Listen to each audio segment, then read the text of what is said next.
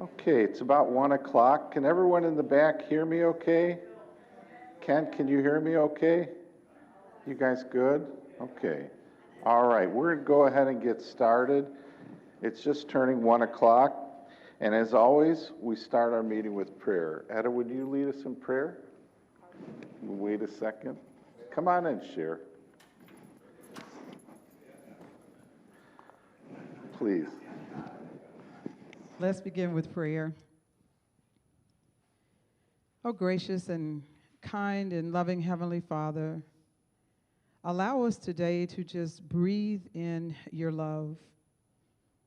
Our days are busy and our schedules are full and our summer is eventful, but we need to take time to just rest and realize that you are the center of our being. It's because of you that we live and move and have our being, and we're so grateful you called us together into happenings that are going on. God, let us always remember you are directing our path. We're so grateful for that. For left on our own, we don't know where we would be, but in your hand, we know that we're safe, we're protected, we're provided for, and we're loved. So bless us today. In Christ's name we pray. Amen. Amen. Thank you, Etta. So on the agenda today, we're going to flip some things around so Cher could go first and cover the marketing and sales. And then I know Tasha and Etta and maybe a few others have to be out by before 2 for a meeting with the family. And then a few of us have a meeting at 2:30 as well. So we'll get started with Cher.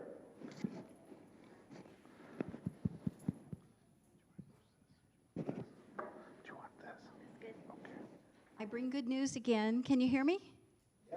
Okay. Do you want this one? Now can you hear me? Okay. Okay, I'll kiss the mic. That's the rule, right? Okay. I have good news. I bring you good news. Year-to-date life occupancy fee move-ins, 2,496,900. Contracted, scheduled to move in, 557,500. Contracts pending, awaiting medical reports, 467,500. So that's 1,025,000 contracted and contracts pending. That means the year, 3,521,900 year-to-date life occupancy fee collection upon the pending move-ins, which is 1,136,900 more than 2022 total year. We have Mary Acevedo moving in from Lakeland, Florida, Dan and Brenda Carter moving in from Port Charlotte, Florida, Jimmy Spake moving in from Anderson, South Carolina, a couple moving into a duplex. I'm keeping them in the witness protection program because they have so many friends, they want to tell their own friends they're moving here. We just made that decision last Friday with them. Mary Bergert is moving into the Nora Rife apartment upstairs next week. We had a new move-in. Fran, is Fran here? No, Fran just moved upstairs into the Nora Rife apartments last week. So we have 47 people on the waiting list. We've had 25 residents transfer on site this year so far. We have 2 transfers that are ready to complete. Both of those will be spoken for as soon as I can assign them from the waiting list when we get the keys. And we have 1 house unsold and 6 apartments unsold. So that's our story. Yay! What a great way to start a meeting. Thank you, Cher. So just to reiterate a little bit more on what Cher presented, last year we always budget between 2.7 million to about 2.9 million in entry fees. We budget that for the year. So she's almost at the point of exceeding that, and we're only in July. So things are moving very well. She's doing a great job, and we're able to see that people continue to want to live in our community, which is why we're all here. That's the reason we are here as staff, is here for our residents. The more residents we have, the more we get to extend our ministry of service. The fewer residents we have, the more challenges that we have as an organization to meet the needs of our residents. So this is a blessing in many ways. We appreciate all the effort that goes into this. And we're seeing movement in the apartments, and obviously the houses continue to be strong. So with that, I'm going to turn it over to Tasha, who's going to cover life enrichment and assisted living. Then Tasha, if you can introduce Etta, and then Etta, if you can introduce Siobhan, and then I may cover for Rick if he's not able to join us, and then we'll do the executive director report. Tasha? Hello. Oh, this is down low. Can you guys hear me in the back with this? Oh, really? You gotta get on. Oh, that's uncomfortable. Okay. You want me to raise it up? All right. You'd think I'd never used one of these before, right? Well, as you can see, we had a luau lunch. I'm looking out amongst everybody in their beautiful leis and colors. Thank you to everyone that attended. It was really lovely. Thank you. That was our big, July kind of wraps up early. So we do have some very exciting news. Our CIL program, the Center for Independent Living, we are getting our first hire. So this is somebody that interned with us, Miss Lynn, and she is going to be our new activity assistant in the assisted living. So she is in the pipeline now. We're very excited for her to start. So this is somebody you guys know and love already. We're just happy to be able to hire her. Our assisted living occupancy update is good. Well, the same as last month. We have 43 units occupied out of 47 total, leaving 4 vacant. And that puts us at a 91.49% occupied in assisted living, which is wonderful. If nobody has questions, Miss Etta, wherever she went, there you go. Thank you. Thanks, Tasha. That's a good report.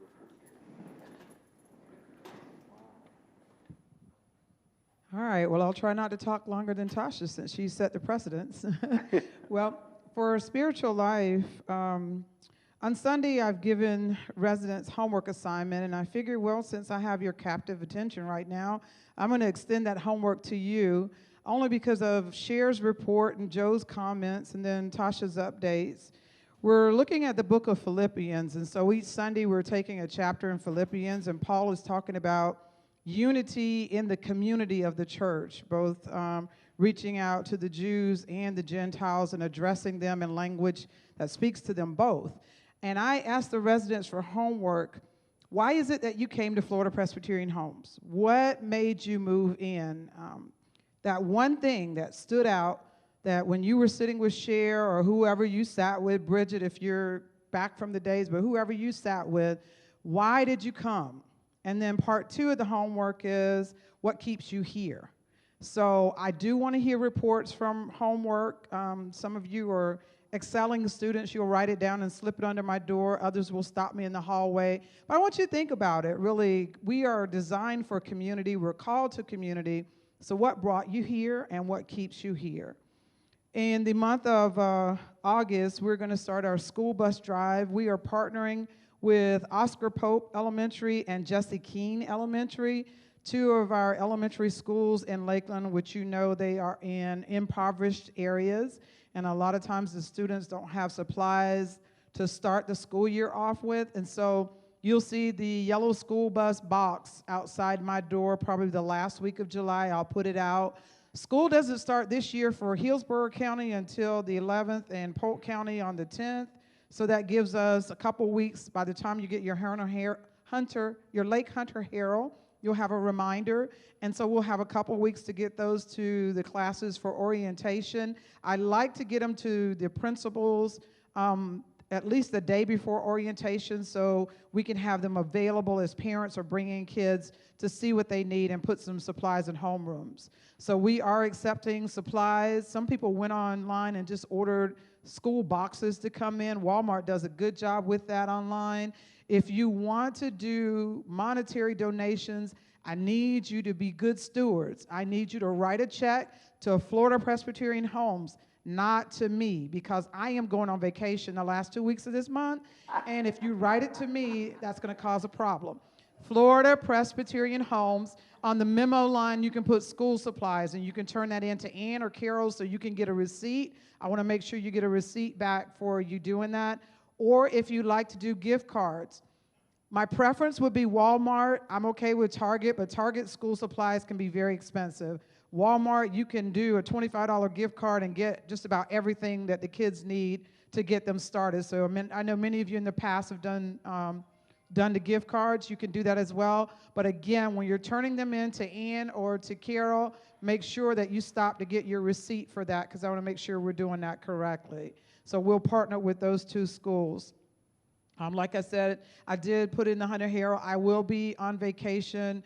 The last 2 weeks of the month, it's not really vacation for me. I'll be in and out, but I'll be at conference, working for conference. So those of you who work in the church, you know what that means. I'll just be away from work to do more work.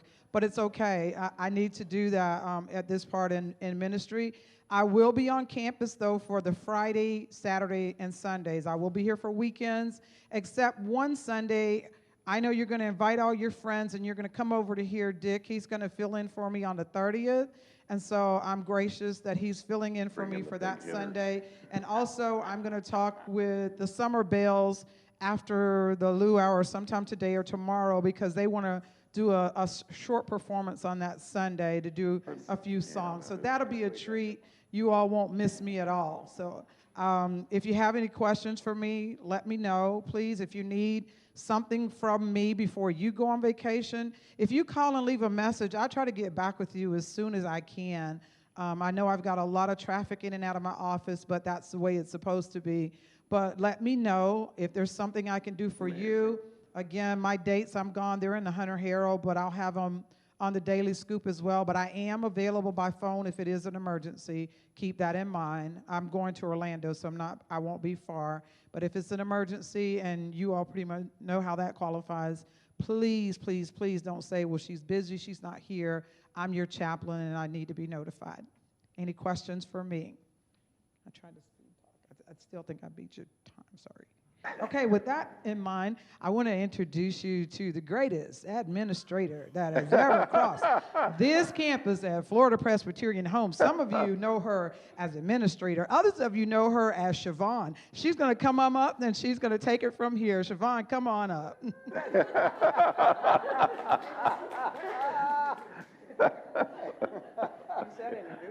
Good afternoon, everyone. Hi. We are now in the heat of summer. Just walking from the door that I walk out of to here, I was sticky. It's terrible. And that says a lot, because in the summertime, we have less residents in the Lakeland area because we have snowbirds that come when it's snowing up north to see us in the wintertime, because our winters are beautiful. So that affects our census. So today's census is 52 out of 68 in the health care center. And it is lower than we would like to be right now, but because we're in the heat of summer and everybody goes back to where they think it's going to be a little bit cooler, we don't have as many people here. That means the hospital doesn't have as many people in the hospital. So, and that's where we get our referrals, is the hospital. So we are down a little bit in census. Not to worry. I do think it's a summer thing. I've been in Florida for 10 plus years now, and I can honestly say that every single summer this happens. So we're just gonna keep going and keep accepting the referrals, and eventually those people will come back to us, and we will hopefully be closer to where we want to be. Okay, we have talked a little bit about survey and survey readiness. We are still waiting for our annual survey. So last year we had it the end of February, beginning of March. We have between 12 and 15 months. And as you can tell, the 15 months has gone. We're in our 16th month. So the surveyors are very busy. And the word on the street is that, first of all, they don't have enough surveyors, which, as everyone knows, there's not enough people doing jobs these days. And we will talk about that in a second. But also, they are out doing complaint surveys. So there are so many complaints that come into their hotline, and they have to go out and physically investigate every single complaint. Okay? So I think that those two are the perfect storm for us being late for survey. So we are still doing our best to remain survey ready, and hopefully they will come soon and we will get it over with. We sit here every week just thinking, are they going to show up? Are they going to show up?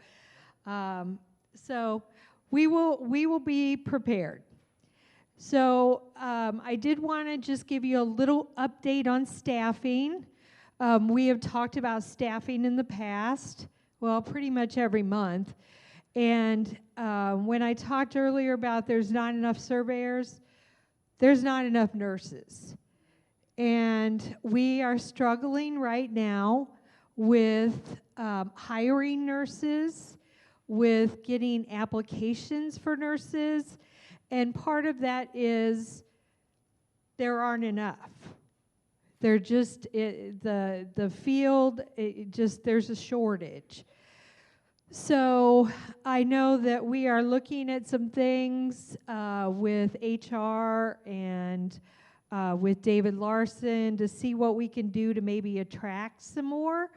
So, but that is really our big struggle. CNAs, we are doing well. We are fully staffed with CNAs. So at least those people that provide the very direct care to our residents have our own people. Okay? All right. That's the update. Does anybody have anything for me? Okay. I just want to introduce the very best CEO that Florida Presbyterian has, Joe. The only CEO, yeah, as far as I know. So just a couple of things I wanted to add to the presentations that Tasha and Ed and Siobhan had given. On August 1st, we have our National Night Out Breakfast. For those who've been here for a few years, you remember that's when our police department comes and joins our residents for breakfast. So that's on August 1st between 8 a.m. and 9 a.m. So we'll put that out in the Hunter Herald and the Scoop and so on, but please join us for that. It's a wonderful event, opportunity for us to thank the men and women who serve us on the police force. Often a thankless job, so I think it's really important, and they love being with our residents. Every year when they come, they always talk about all the different places that they go throughout that day, and they always talk about their favorite stop is the first stop. Now, I don't know if they're saying that to everybody that they stop, but I have no reason to think anything otherwise, because they love our residents. So I would definitely suggest that you put that on your schedule and join us for that day, August 1st, 8 to 9 a.m. The other thing I want to share is Siobhan was saying about the heat and the humidity. It's really important to make sure that you're hydrating, which means drinking water is the best thing you could be drinking now. So just sometimes we lose track, we get busy in a day, we don't think about, when's the last time I had a glass of water? And we end up, getting weak. I was watching a baseball game about a month ago, and Yandy Diaz, who's a first baseman, I think all-star first baseman, for the Tampa Rays, he's built like a linebacker. I mean, very fit athlete, world-class athlete. And he was just getting ready to run out to first base, and he toppled over. And nobody knew what was going on. When the trainers went out there to take care of him, they had no idea what they were walking into. He was dehydrated. He was dehydrated. He just did not have enough water in his system to keep, even though he's an unbelievable athlete. So as a person who's not an unbelievable athlete, I recognize daily how important it is to drink water. So just very, very important, so please do that.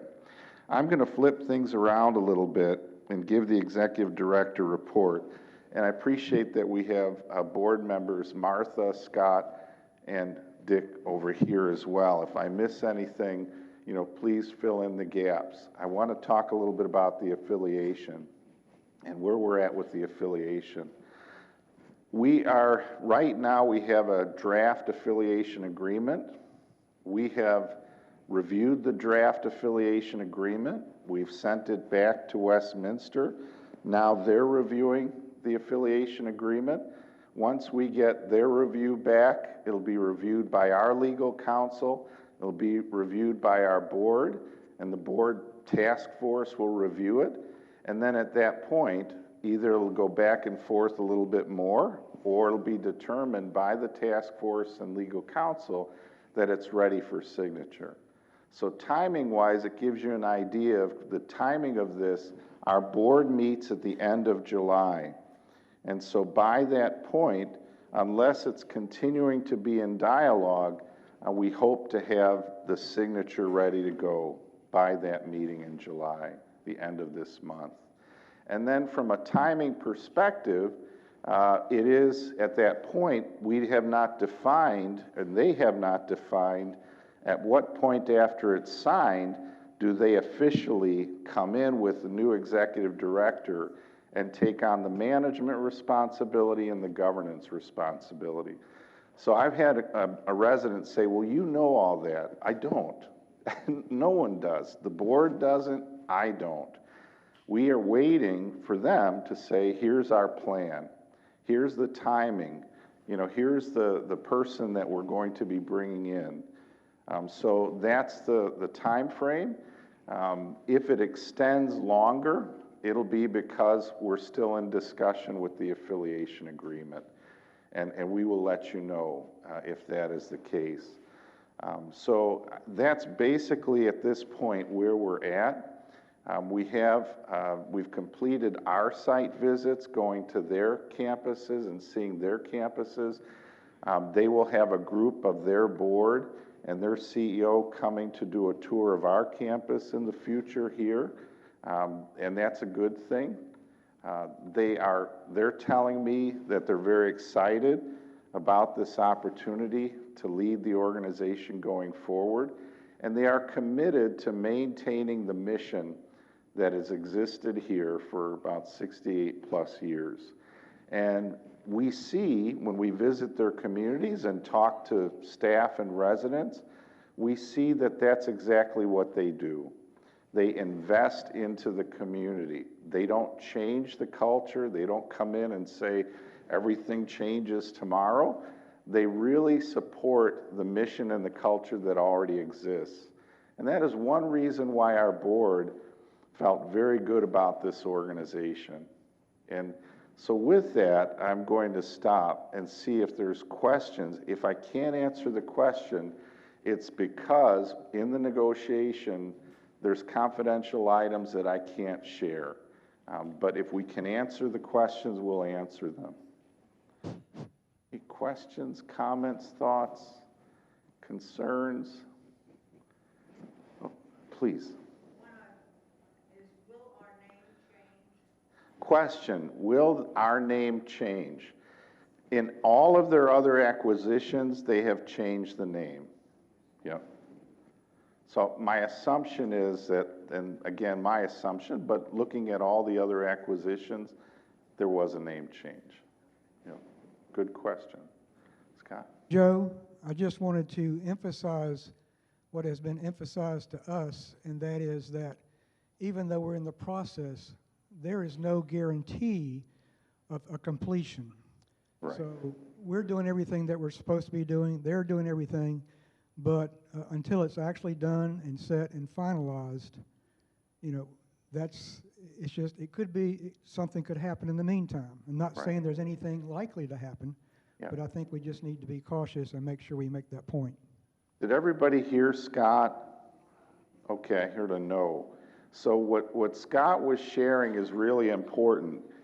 It is not done. I've had residents and staff say to me, it's already done, it's already done. It isn't. It isn't done until our board signs an affiliation agreement and they and their board sign an affiliation agreement. So it shouldn't be viewed as this is over. Now, I want to say though, you know, remember why we're doing this. Because this isn't being done because we just think, well, let's do this. This is being done because it's in the best interest, the board and myself and management believe, for our residents, our staff, and the future of this organization. That's why it's being done. And if it wasn't the thing that, if we were able to do the things that we would like to do for you as residents and for our staff, without having to do this, we'd be doing that. As I've talked about this for months since this began, remember our master site plan was key in developing additional independent living apartments. That takes a financial strength to be able to invest as an organization into that development. Through the challenges we had with COVID, and as we started to move forward in paying labor a higher level of pay, it turned the budget upside down. And so we started to use dollars out of the funds in the reserve that we were intending to use for development to pay expenses that we gained, you know, primarily due to COVID. And so you may remember that it was about a $2 million negative hit to the bottom line last year. An organization of our size and scale, when you're talking about an annual budget that's somewhere around $13 million, $2 million is huge. And if you can't invest in the future and can't develop the physical plant to attract the market and to meet the market as it's shifting and looking for new product, while our competitors are doing that, would not have been a long-term sustainable future for this organization. So it's just really important to understand, and I've said this so many times, you guys are probably sick of me saying it, but just to remind why we're doing this. I think it's real important. And we, as we've gone out with our resident board members, management team members, done the due diligence, reviewed their information, met with them, gone to their communities, we, and I speak for people that could speak for themselves, we know this is the right thing. This is a good thing, and it's the right thing. And I talk to colleagues all across the country that I've had a chance to get to know over 27 years, and some of them are in challenged organizations, and they've tried to do a similar thing, which is reach out and say, we need to be part of a larger entity. But they're so far in the hole, they're not getting providers stepping forward and saying, we're interested. So our board was proactive. Instead of waiting and seeing where is this going and then potentially waiting too long, we're getting into this at the right time and doing it at the right time. As Scott shared, it doesn't mean it's done. And so when I don't share some information, it's not because I'm trying to hide anything. It's simply because the process requires confidentiality. And a lot of the details that staff and residents are looking for aren't defined yet. So until they get defined and we're clear by them and they're clear by us to share it, there's really not a whole lot that we can address. Other comments, thoughts, questions? I want to share that the things that we communicate with you guys, we've been communicating to our staff and employees as well. So, you know, the employees are aware of where we're at, what's happening, what's going on. We've offered to meet in department meetings, we've met in town hall meetings, I've met individually with a number of employees. The employees understand, for the most part, I'm sure it's not all, why we're doing what we're doing.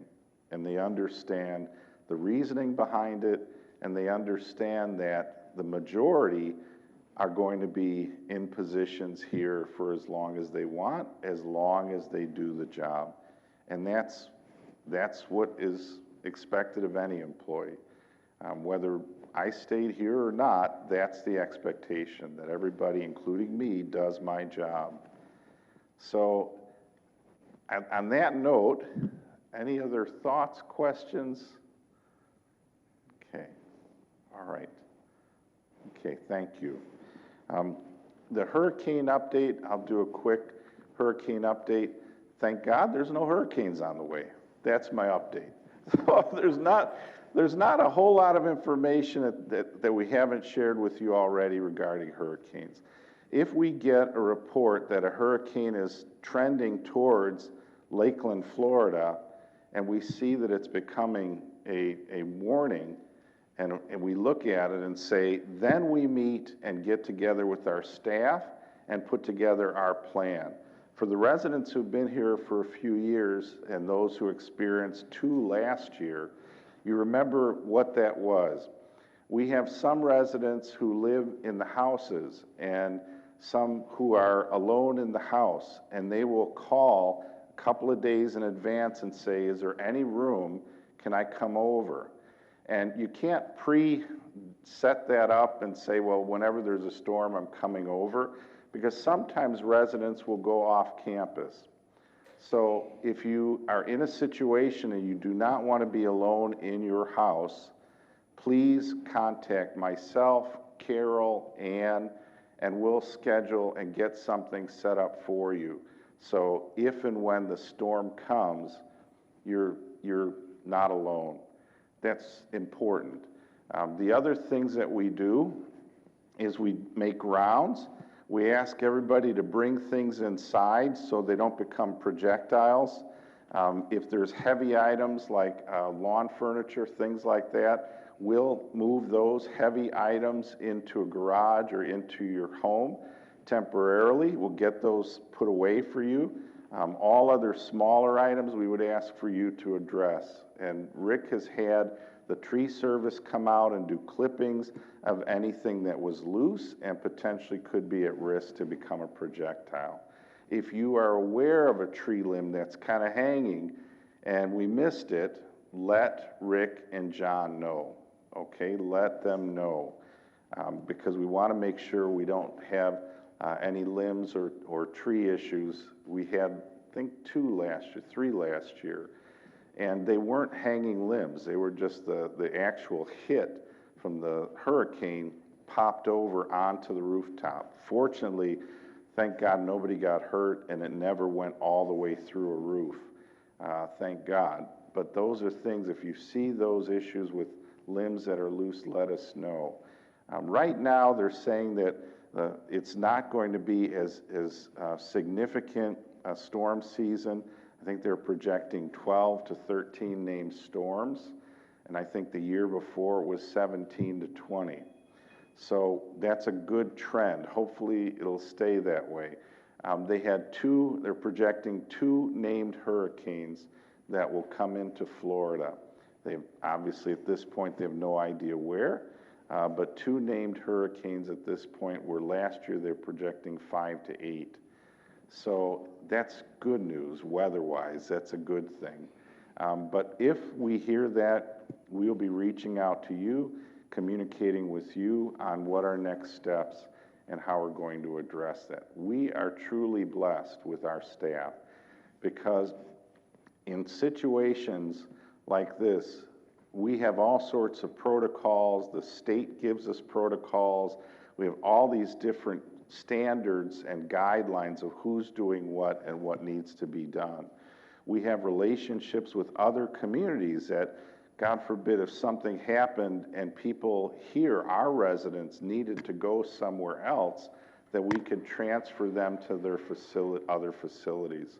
We have that reciprocal with them. So if there was a situation where, let's say, a CCRC on the coast that we have that reciprocal relationship with has a building that is without power or has something major where they have to move their residents, we have the ability to move them here and provide care, primarily for skilled care and AL. But we have that arrangement. We're blessed with our staff, because no matter how many things you think of and try to plan for, it's the people. At the end of the day, it's the people. No matter what you got documented, written down, and trained, it's the people at the end of the day. And in the last year, when we had the 2 storms, that's what made the difference, was our staff. It was people that are in this room and those who are not in this room that stepped up, stayed overnight, took care of people, drove around to check in when it was safe. When it's safe to go out, our environmental service team is told to go out and check on the residents. During the storm, we can't send people out, but immediately once it's safe, before or after a storm, they're doing rounds. We also had Etta, Tasha, and Katie, and others that were going to apartments and to houses to check on people. If you have a CPAP machine or any type of a oxygen generator for yourself or your loved one, please let us know. Please let Katie know, so she has that information beforehand in case there's a power outage. We know who needs help, because there's electronic equipment that they need to have access to, that they rely on, for their life. So that's just an overview.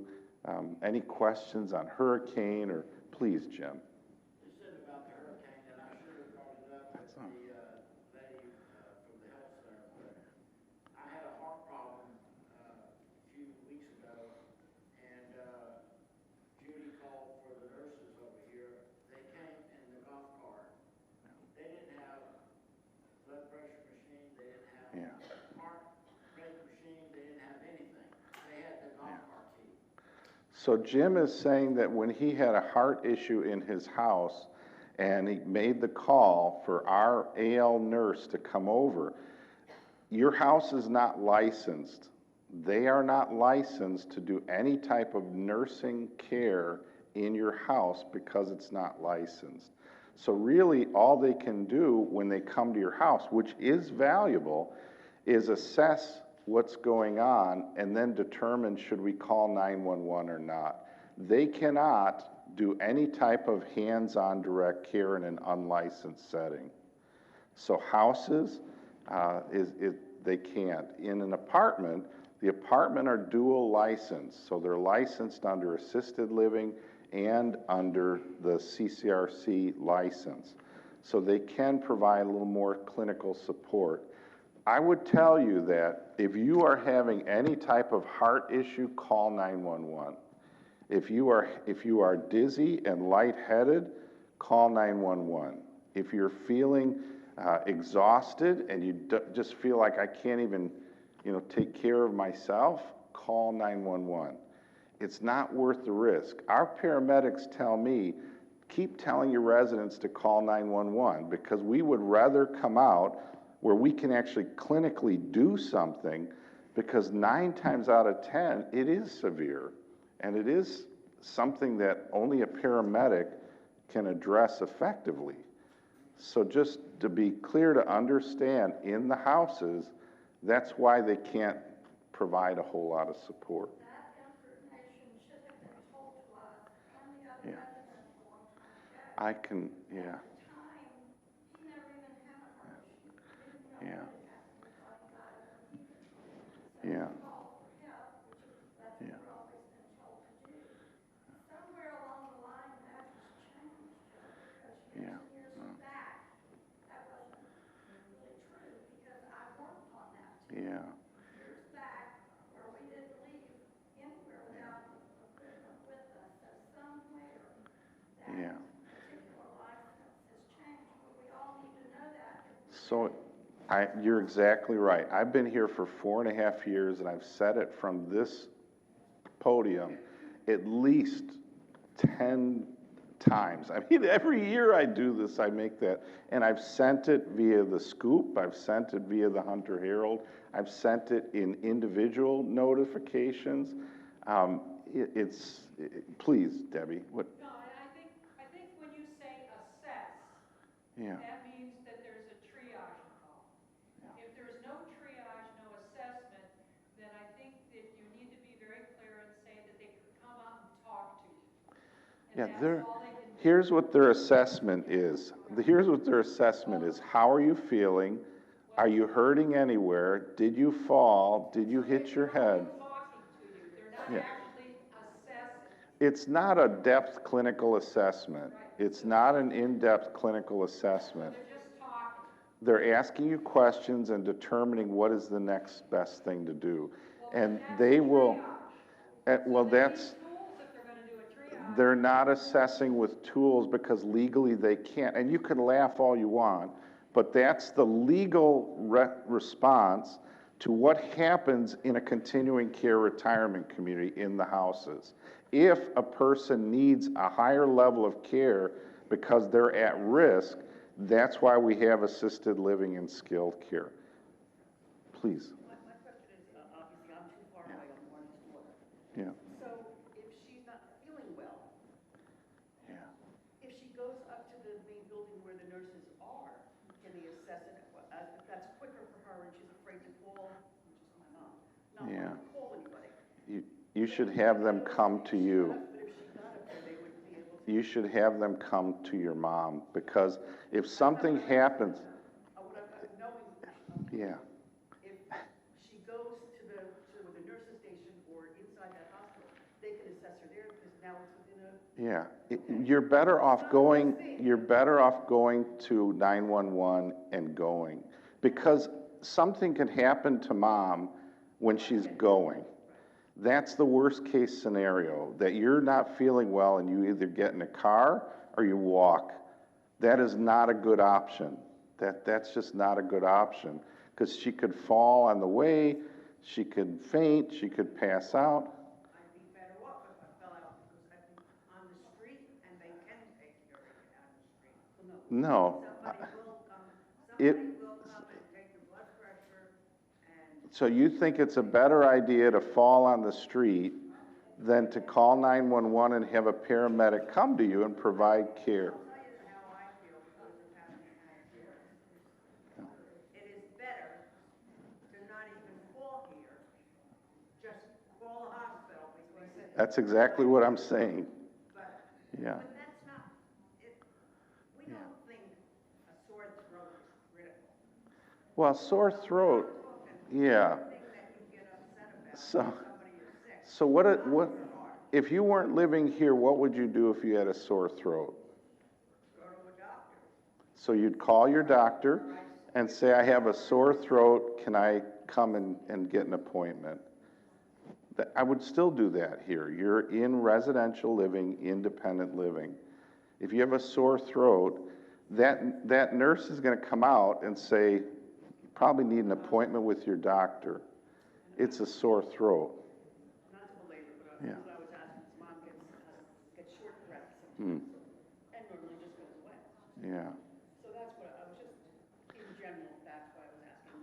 There's- It seems that it's faster to get here than to wait for an ambulance to come out. There's a couple. There's medical help right here on the campus.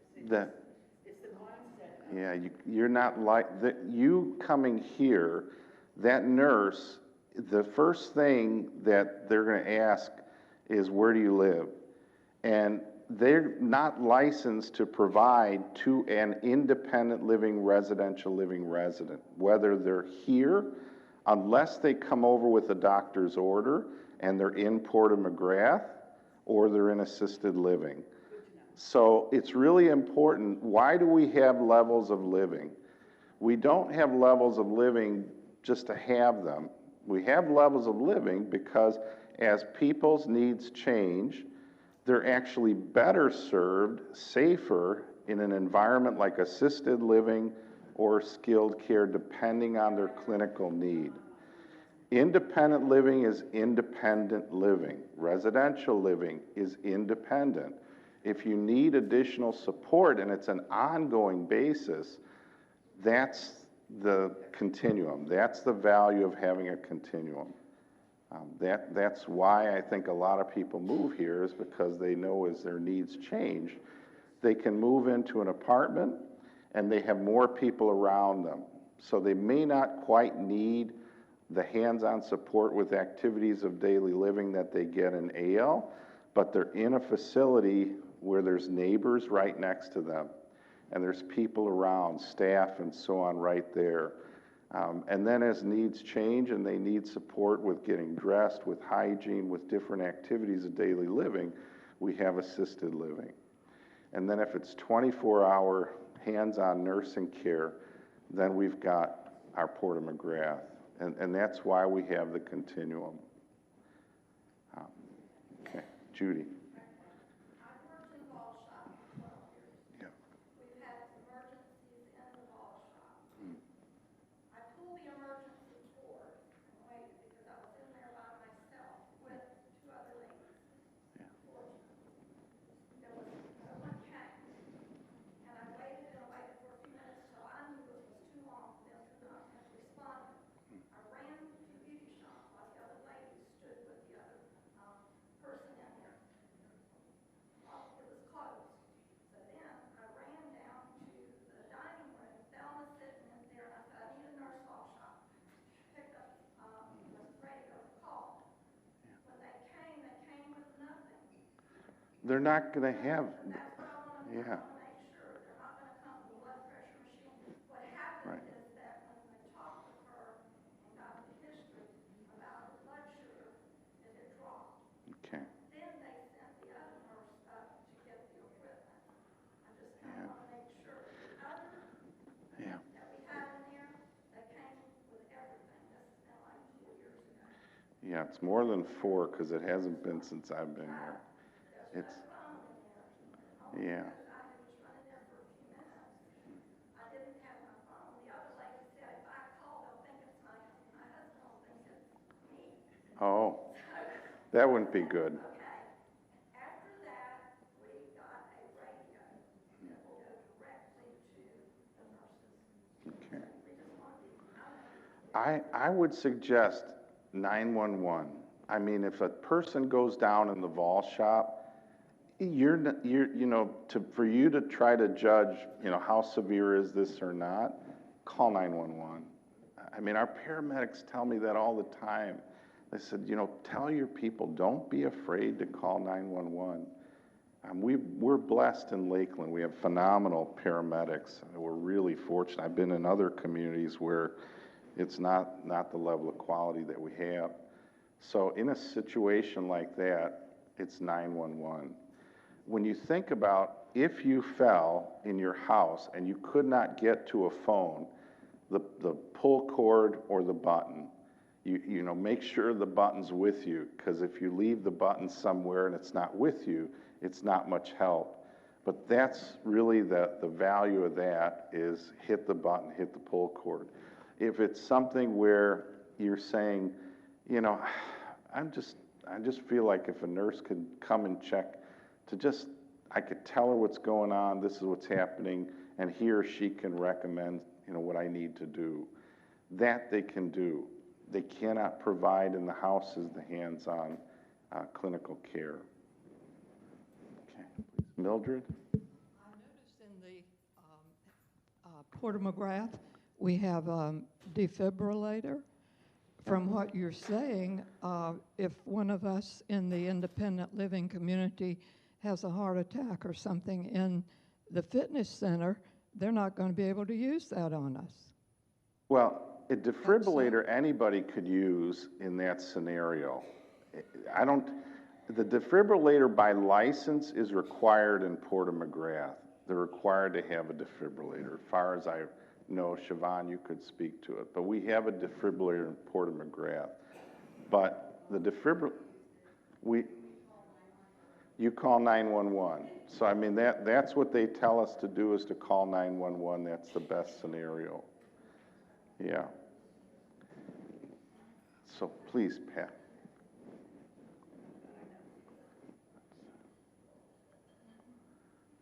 This is just an observation. We've lived here for a year. I find that people that have lived here a short period of time know exactly what you said today, and was our understanding when we moved. And once we got a lay of the land and talked to Katie and some others about how things worked, and talked to the care center and got ourselves registered and kind of prepared for things that might come upon what we need to do. So when we had a crisis, call 911. When we need to go to urgent care, get to urgent care, call the doctor. Knowing the difference in the different care levels, and knowing at some point we probably will want to move to a different level as time goes on, if we need it. But in talking to other people, I definitely have perceived that the newer people here probably have a better understanding of what you're saying than people who have lived here a long time. So that seems to be the differential. There's a gap. But just to let you know that as a newer resident, what you've just said is with the understanding as we were moving in. So. Okay. Thanks, Pat. So there's a gap of information that we need to do some education on. Okay. I'd like to add, you made a change, like where you have with the full independent living, and you're calling in the morning. Yeah. I love that change. I call in the morning, but Good. I love that change. So I see there was an incident and there was a response.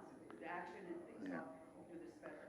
That's So thank you. That's a really important thing, that if you are a resident in the houses or the apartments, you can sign up for the program with Ann or with Carol, where you will be check-in calls on a daily basis. I mean, we had a situation about a year ago, a little more than a year ago, where a resident in the house fell, and he did not have his button, was not near the pull cord, and was not strong enough to be able to get over to the pull cord or his button.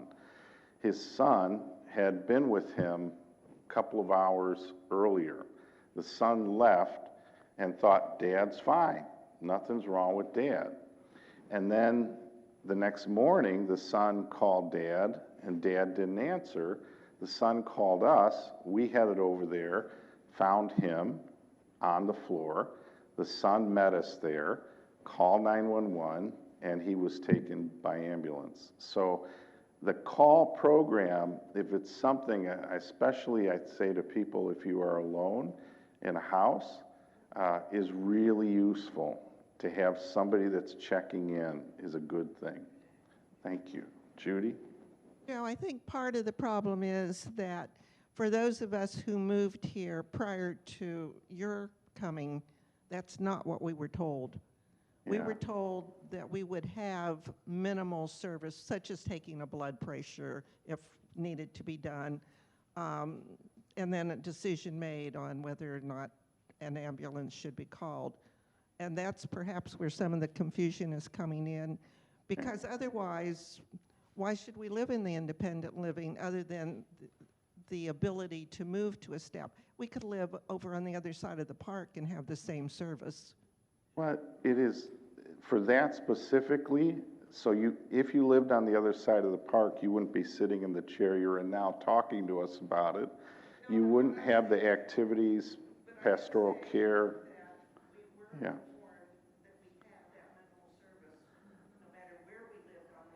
So the only thing I can think of is somewhere in the state of Florida that license changed.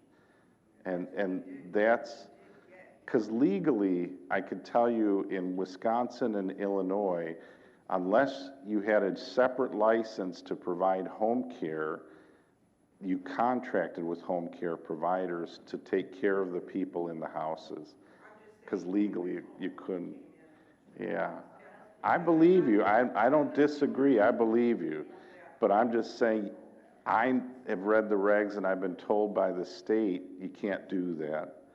So I'm just following what the state has told me is within the license. Shirley? Joe, I just want to say this, two things. 2 years ago, and then more recently, in May, the system, I live in an apartment, the system worked exactly to our advantage the way you said it would.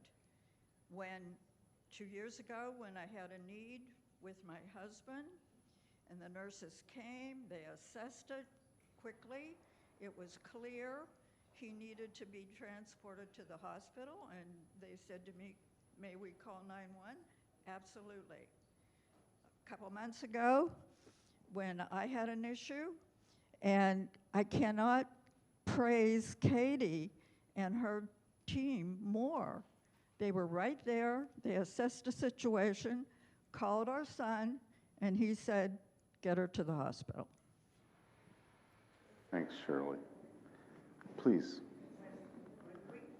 Years ago, I've been here a long time, 20 years in fact. So I came at 70 years old. Heck of a lot more than I can at 90. And I could do a heck of a lot more than at 90. But when you had something you could call, one of the girls would come down. I didn't care if she was a nurse or a garbage man, as long as she was there.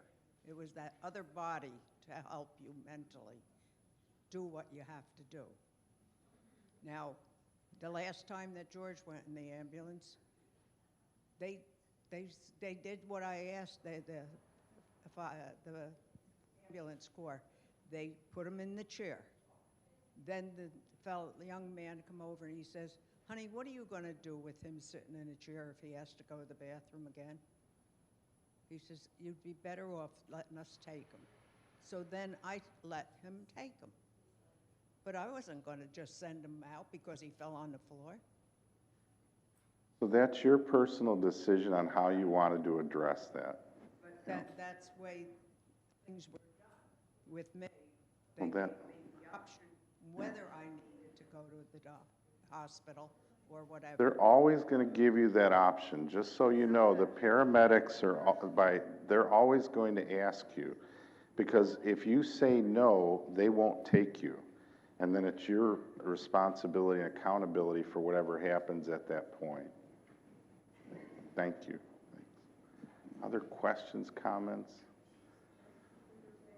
So that's the hurricane report. That's the hurricane report. But we'll look at how we can better educate the residents on the continuum and what to expect in terms of care. I don't know what it was 4.5+ years ago, but we can certainly address it now so people know. It's definitely okay. I believe you. I believe you. Any other topics, any other items you guys want to talk about? Kent? Oh. The state of Florida recently adopted a new law that makes it legal for almost anybody to carry a concealed weapon without a permit, without any training. My understanding is that we could declare our campus a gun-free zone and post it appropriately and maybe provide a disincentive for people to move on campus carrying guns. If we can do that, could we please do it? So I want to make sure that people heard what Kent was sharing. The legislators passed that concealed carry law that allows for any individual to acquire a gun and carry that gun without a permit and without training. So that is my understanding of the law, is consistent with what Kent is understanding it. We have the right, as an organization, a not-for-profit 501c3, to determine, will we allow guns, weapons on the campus or not. Historically, how we've handled that, Kent, is if it's a resident moving in, we've done, in our clinical assessment, there's a psych eval in that and so on, and we determine, can this person manage that weapon safely? What are they utilizing that weapon for? And we've had residents who were collectors, and we said we really frown on bringing the gun onto the campus. They showed us how they lock it up. They showed us that they're the only ones who have access to it, and so on. So that's something that we can discuss with our board, but we always have it in the policy, any weapon, that if the organization determines it's not safe to have that weapon, we can deny that weapon. So that exists today. But we do have, I believe that I can think of two, that have weapons. They either store them in their home, in a locked cabinet. That's where they store them. But if they move to a higher level, like if cognitively they start to have issues, we'll require them to remove the gun. In other communities, when I was in Wisconsin, it wasn't a concealed carry that they passed. They actually passed legislation to give organizations like ours, schools, hospitals, public government buildings, the requirement to put a sign that weapons are not allowed, including guns, certain types of knives, so on. And we put that on all our doors. Any entrance that we had it on the entrances. So people were aware, just like our smoke-free, that this was a gun-free zone. In Wisconsin, I thank God that they did that, because I knew a lot of our existing residents were hunters. And they tended to maintain their guns, they maintained them safely, but they still hunted. And so if the organization was going to press that issue, it would have been much more difficult, but the government kind of made it an easy approach. So I think we would welcome input from residents on that, work with the resident council, share thoughts and input around that. I know that people have guns and they have a right to those. I do think in this time, if we pass something like that, I wouldn't be surprised if it went into the court system. And I think there's going to be a lot of issues around that legislation that are going to pop into the court system. And they're saying now that, I'm sorry, I'll be right there, but they're saying the next step is open carry. And the governor said, if I get an open carry bill, I'm signing it. So it is something that, Scott's here, we've got Dick here, Martha here. We can have that discussion, within the board and look at that. Jim? Well, that was the new law now that the governor just passed, but before that, you got a license to actually carry a weapon. You had to go to school and go through that, but I know that there's people that have these licenses, so if a organization like us, nonprofit or whatever, could they void those licenses? It wouldn't be us voiding the license. It would just be us as a requirement, a stipulation to live on the campus requires that the individual cannot have a weapon on the campus. And that organizations can do that. They can set specific stipulation. It doesn't mean that someone wouldn't test that in court, especially knowing that they're moving to open carry. I had a brief conversation with a very popular sheriff here, and he made the statement to our residents, everyone should own a gun. Every single one of you sitting in that breakfast should own a gun. And when I sat with them, I said, so a person that has dementia should have a gun. And he said, no, no, no, no. And I said, well, not everybody should own a gun. The bad guys shouldn't own guns. Not that we have any bad guys here, we don't. But the bad guys shouldn't own guns, people with dementia shouldn't own guns, kids shouldn't own guns. So, that's something in my philosophy and world. I've seen in retirement communities that someone with dementia that had a gun shot somebody. So I've seen that, not in any of my communities, but in anywhere I've worked, but I have read about it in other communities. So that's a big issue. And I do think whatever we look at and pass, if it is something that says it's a stipulation that you cannot live on the campus if you have these types of weapons, it'll be tested in courts. I would bet money on it. Kent, is any other follow-up on that, Kent? Or okay, Lynn? Our elevators are having very big problems. Is there any plan for getting them so they work reliably? I can climb the stairs, but a lot of people can't. I put in a whole lot more exercise in that very hot inside staircase that I have to take to get to Nora Rife. I had frozen things the other day. I had to go back and forth about 10 times. I don't sweat, but I was sweating completely all through my top. So elevators, the question on elevators, we've had to meet the code stipulations on the elevators, and we're in that process of updating equipment. It's primarily the door opening systems is what I'm saying what the I know. I'm saying what the regulation required was door opening systems had to be updated.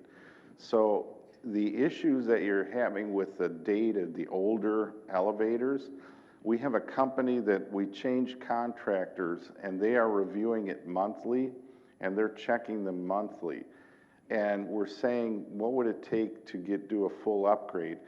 What we're hearing is you'd have to, in order to do the full upgrade, you're basically taking the what do they call it? Not the cabinet, but the box, the square, pardon? Somebody here. Well, what the car's in, I forgot what it's called, but it's that space that the car goes up and down. I'm blanking on what it's called. But you'd have to, the shaft, thank you. Thank you, thank you. You need to come more often. The shaft. So in that shaft, they're saying to get the new equipment that you'd have to replace it, you've got to open up the shaft. And for our buildings, that's a nightmare because of the age of those buildings and where the shafts are located would cause real problems and issues. So we're asking, can you get pricing and look at smaller boxes and any way that we can update the system without touching the shafts, and so they are looking at that. But these, you do what you've been doing, sadly, which is you get on them, and 9 times out of 10, they're not a problem. They aren't, but, well, I use them too, and I had one in my 4.5-year career where it stopped and it jerked, and I pushed the button, Jono got on, asked me where it was, told him where it was, and I was out in about 10 minutes. Yeah. Well, when it's out of order, it's out of order. I get that. Yeah, I get that. But that's yeah, it's not. But any other questions or comments, thoughts, concerns? Okay. Yeah.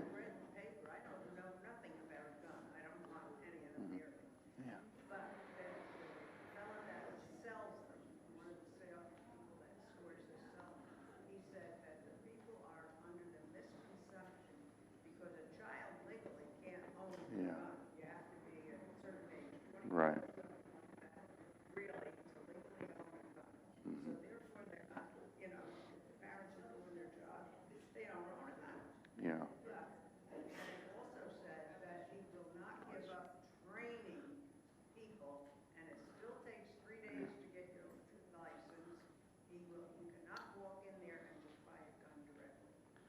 Yeah. Shows, yeah, the gun shows, yeah. Yeah. Yeah.